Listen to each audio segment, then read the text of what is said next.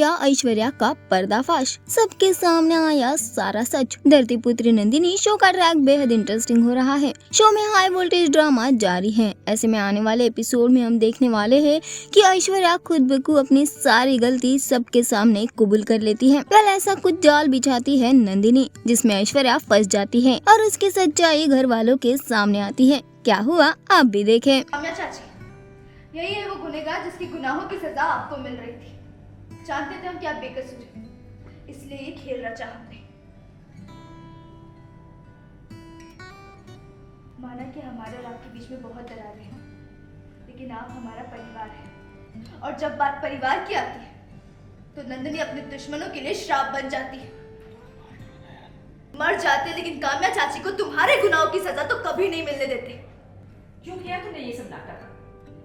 क्या मिला तुमको ये सब करने से? क्योंकि मैं इस मनहूस नंदिनी को खून के इल्जाम में जेल भिजवाना चाहती थी, पर इसने होने नहीं दिया। ये मेरी सौतन है और मैं इसे आकाश से दूर करने के लिए शैतान बनके किसी भी हद तक जा सकती हूँ। किसी भी हद तक मतलब किसी भी हद तक। घर से नहीं गई तो मैं इसकी जान लेने पे भी पीछे नहीं हटूंगी। आकाश आया, पहाड़ पर गिर गया।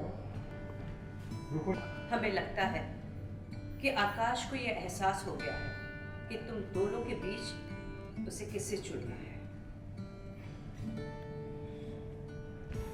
जो भी हो ज्योति, भगवान करे ऐश्वर्या को ज्यादा चोट ना लगे।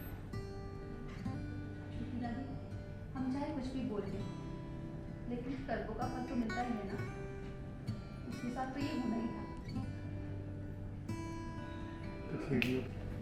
ऐश्वर्या ठीक तो है ना? वो पहले भी ठीक ही थी दादी, वो बस नाटक कर रही थी। तो मैंने उसे बोल दिया थोड़ा आराम करके इस घर से निकल जाओ, क्योंकि आज उसने हद पार कर दिया। पहले उसने बच्चे को मारा, फिर नंदिनी पे खून का झूठा इल्जाम लगाया, और आज तो उसने हद कर दी दादी।